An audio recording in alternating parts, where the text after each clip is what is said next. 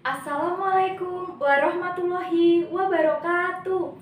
Selamat datang di media pembelajaran Rumpi, Rumah Pintar. Halo anak-anak, apa kabar kalian semua? Semoga selalu dalam keadaan sehat dan selalu bersemangat ya. Anak-anak, perkenalkan, nama Ibu Sinta Rohadatul Aisy, bisa dipanggil Ibu Sinta.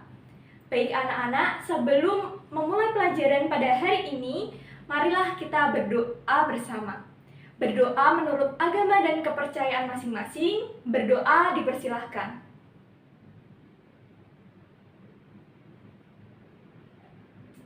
Berdoa selesai. Baik anak-anak, hari ini kita akan belajar pada kelas 4, tema 6, cita-citaku, subtema 1, aku dan cita-citaku, pembelajaran pertama. Nah, anak-anak, adapun tujuan pembelajaran yang akan kita capai pada hari ini yaitu yang pertama, melalui kegiatan mengamati dan berdiskusi, siswa mampu mengidentifikasi ciri-ciri puisi dengan benar. Yang kedua, melalui kegiatan membuat kesimpulan, siswa mampu menyajikan hasil pengamatan tentang ciri-ciri puisi secara terperinci.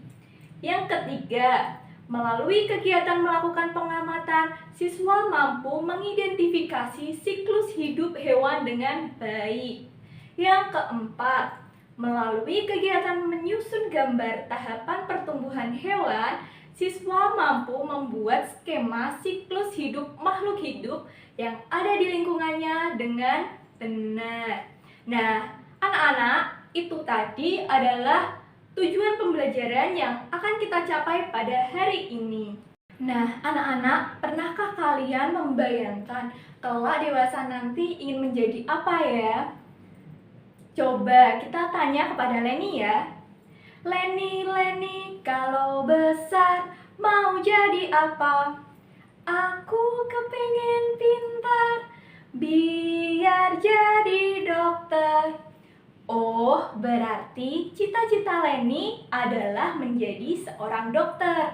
Maka dari itu, Leni harus rajin belajar supaya cita-citanya tercapai. Nah, anak-anak, itulah yang dinamakan dengan cita-cita. Untuk penjelasan lebih lanjut, mari kita simak video pembelajaran berikut ini. Cus!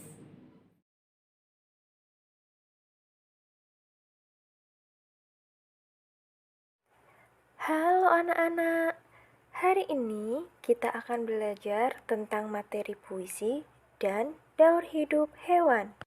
Pernahkah kalian membayangkan ingin menjadi seorang guru, reporter, dokter hewan, atau arsitek? Nah, itulah yang dinamakan dengan cita-cita. Mari kita belajar dengan mengamati gambar berikut ini. Aku seorang arsitek. Kegiatanku sehari-hari adalah merancang bangunan, mendesain bangunan, dan mengawasi konstruksi bangunan. Aku seorang reporter. Kegiatanku sehari-hari adalah mencari berita dan mengumpulkan informasi dari narasumber. Aku seorang guru. Kegiatanku sehari-hari adalah mengajarkan ilmu pengetahuan, mendidik, dan mengajarkan keterampilan yang berguna bagi siswa. Aku seorang dokter hewan. Kegiatanku sehari-hari adalah mengobati dan merawat hewan yang sakit. Kesimpulannya, pengertian dari cita-cita adalah suatu impian dan harapan seseorang. Cita-cita adalah mimpi. Mimpi adalah kunci yang akan menentukan mau jadi apa kita nanti di masa depan. Cita-citaku, anganku melayang ke masa depan. Aku ingin menjadi seorang guru. Guru adalah pejuang ilmu di garis depan. Guru tanpa pamrih berbagi ilmu. Aku akan berusaha mencapai cita-cita. Takkan lelah aku mencari ilmu. Takkan aku berpangku tangan saja demi tercapainya cita-citaku. Teks berjudul Cita-Citaku adalah sebuah teks yang disebut dengan puisi. Puisi adalah karya sastra yang terikat pada rima serta irama yang disusun dalam bentuk baris dan bait untuk menggambarkan perasaan pengarang. Lalu, apa ciri-ciri puisi? Ciri-ciri puisi.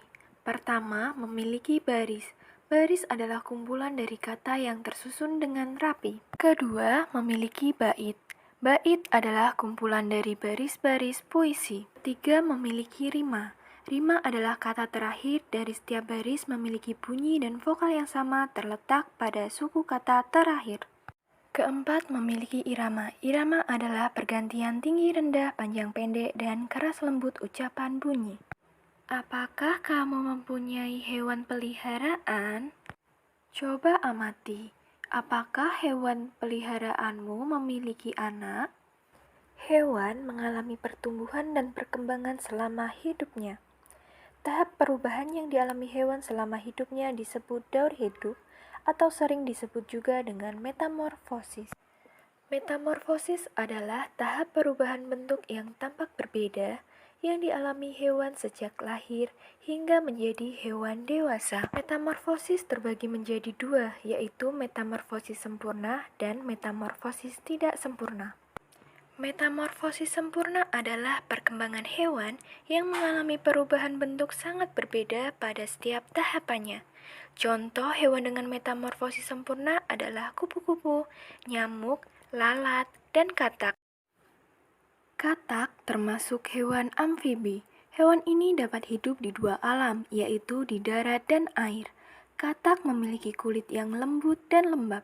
Katak cenderung tinggal di tempat yang dekat dengan air. Daur hidup katak. Katak berkembang biak dengan cara bertelur di dalam air.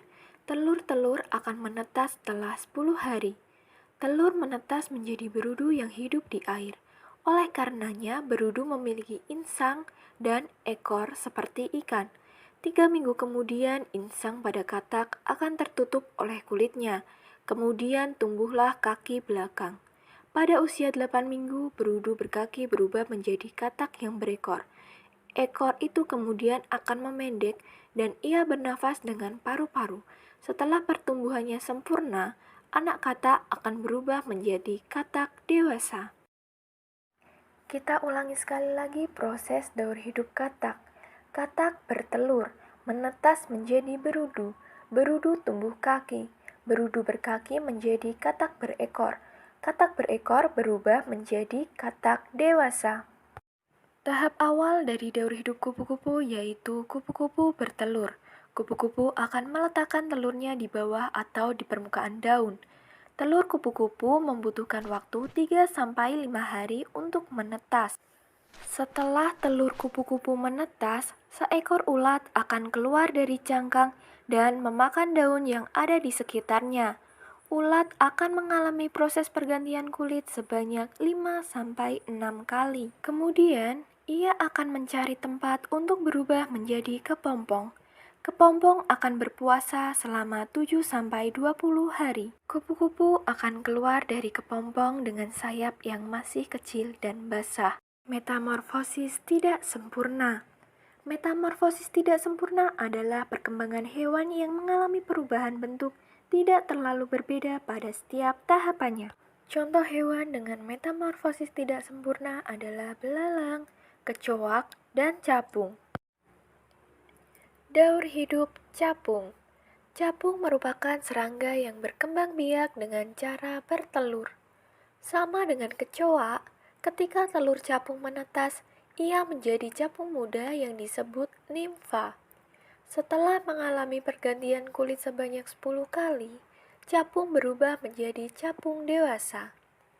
Capung biasanya selalu ditemui di sekitar air, karena air merupakan tempat di mana mereka akan bertelur dan menghabiskan masa pradewasa anak-anaknya. Capung mengalami metamorfosis tidak sempurna. Hal ini karena capung hanya mengalami perubahan semasa hidupnya. Siklus hidup capung terdiri dari telur, nimfa, dan capung dewasa. Selain itu, ada juga beberapa hewan yang tidak mengalami metamorfosis selama hidupnya. Pada hewan tanpa metamorfosis, hewan tidak mengalami perubahan bentuk tubuh yang sangat signifikan. Contoh hewan tanpa metamorfosis adalah ikan, ayam, dan kucing. Daur hidup ayam merupakan Daur hidup tanpa metamorfosis berbeda dengan kecoa dan kupu-kupu. Ayam adalah salah satu hewan yang berkembang biak dengan cara bertelur. Biasanya ayam akan mengerami telurnya selama 21 hari. Di dalam telur itu terdapat calon anak ayam yang sedang tumbuh dan berkembang hingga akhirnya menetas. Ketika menetas, bulu anak ayam tidak selebat ayam dewasa, namun lama-lama ayam akan tumbuh menjadi ayam dewasa. Siklus hidupnya dimulai dari telur, anak ayam, ayam dewasa hingga menghasilkan telur lagi. Sekian pembahasan pada materi tema 6 Cita-citaku subtema 1, Aku dan Cita-citaku pembelajaran pertama.